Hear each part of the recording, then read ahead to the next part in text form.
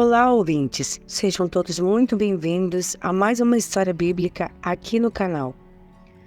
Vamos conhecer então hoje a história de Ismael, filho primogênito de Abraão, nascido de uma escrava egípcia chamada Agar. Ismael é um personagem bíblico de grande importância na história do povo de Israel. Sendo o primeiro filho de Abraão, sua história é cheia de aventuras, conflitos e superações.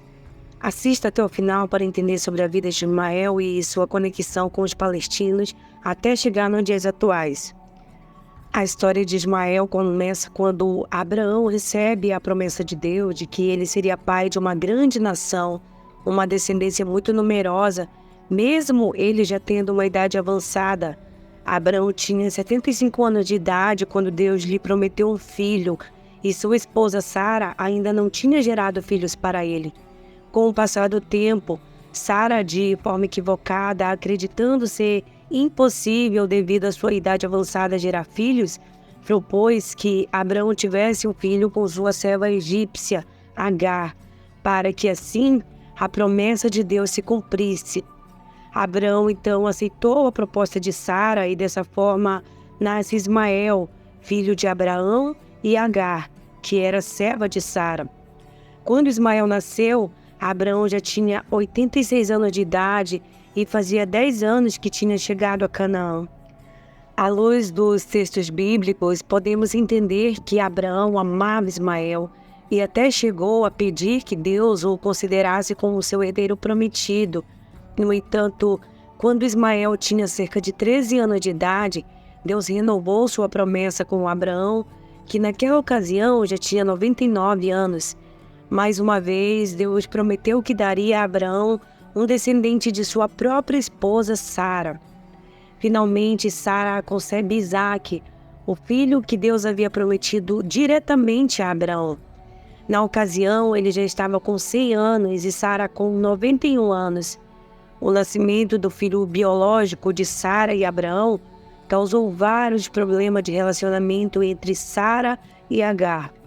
O texto bíblico diz que, depois de engravidar, Agar desprezou Sara e, conforme as leis da época, Agar, como escrava, devia ser submissa e jamais poderia fazer oposição à esposa estéril, usando sua fertilidade para prejudicar Sara.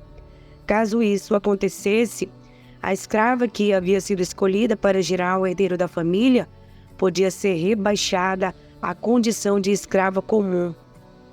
Então, segundo esse costume, Sara tinha o direito de afligir Agar por causa da maneira que Agar estava tratando ela. E com medo de Sara, Agar fugiu e o anjo do Senhor a encontrou junto a uma ponte no caminho de Sur. O anjo disse para Agar voltar para sua senhora e humilhar-se debaixo de suas mãos. O desentendimento entre Sara e Agar alcançou seu auge quando Isaque foi desmamado. Na festa de desmame de Isaque, Ismael zombou de Isaque e Sara ficou muito ofendida, começando a se sentir ameaçada com a promessa de Ismael e zelando assim pela herança prometida por Deus ao filho da promessa, Isaque. Sara então exigiu que Abraão mandasse Agar e seu filho ir embora, conforme lemos no capítulo 21 do livro de Gênesis. No entanto, esse pedido de Sara contrariava os costumes da época. Afinal, segundo os regulamentos daquele tempo, Ismael era filho legítimo, não apenas de Abraão, mas também de Sara, já que ele havia sido gerado por sua serva pessoal. Em casos muito extremos, o filho de um senhor com uma serva até poderia ser rebaixado de posição dentro do núcleo familiar, mas jamais poderia ser expulso. Obviamente, tudo isso causou grande desgosto a Abraão. Inicialmente, Abraão se recusou, mas Deus mais uma vez falou com o patriarca de Israel e garantiu que ele não deveria ficar preocupado com Ismael. O Senhor garantiu que cuidaria do filho da escrava e também daria a Ismael uma grande descendência. O texto bíblico não fornece os detalhes sobre tudo que motivou o pedido de Sara para a expulsão de Ismael e Agar, mas Sara o enxergava como uma ameaça à posição do seu filho biológico da família. Após ser confortado pelo Senhor, Abraão despediu Agar e seu filho. Eles levaram consigo pão e um odre de água e então partiram para o deserto de Berseba. Mas em um determinado momento, a água acabou e eles pensaram que morreriam. Agar e Ismael sentiram falta de água e comida. Quando a água acabou, Agar colocou Ismael debaixo de uma árvore e se afastou dele para não vê-lo morrer. Nesse ponto, é comum as pessoas imaginarem que, a essa altura, Ismael era um menino bem pequeno, mas muito provavelmente ele já era um adolescente com a idade de cerca de 16 anos. Deus ouviu a voz do menino e enviou um anjo para falar com Agar. O anjo então disse: Ergue-te, levanta o menino, porque dele farei uma grande nação. O anjo também lhe mostrou um poço de água, impedindo em si a morte do menino. Ismael cresceu no deserto da Arábia, junto com sua mãe Agar. Ismael se tornou um homem forte e habilidoso em arco e flecha. Ele se casou com uma mulher egípcia e teve 12 filhos e uma filha. Em Gênesis 28, no versículo 8, diz que Malate, filha de Ismael, se casou com Esaú, filho de Isaque. Os 12 filhos de Ismael se tornaram líderes de 12 tribos árabes, e a partir dessas tribos originaram-se os ismaelitas, um povo que viveu em regiões próximas ao território de Israel. Os ismaelitas se tornaram um povo nômade, com uma cultura baseada na criação de camelos, ovelhas e cabras. Eles viviam no deserto, movendo-se constantemente em busca de água e pastagens. A economia dos ismaelitas também era baseada no comércio de incenso e especiarias. A história de Ismael também é importante no Islã, pois ele é considerado um profeta e um dos patriarcas do Islã.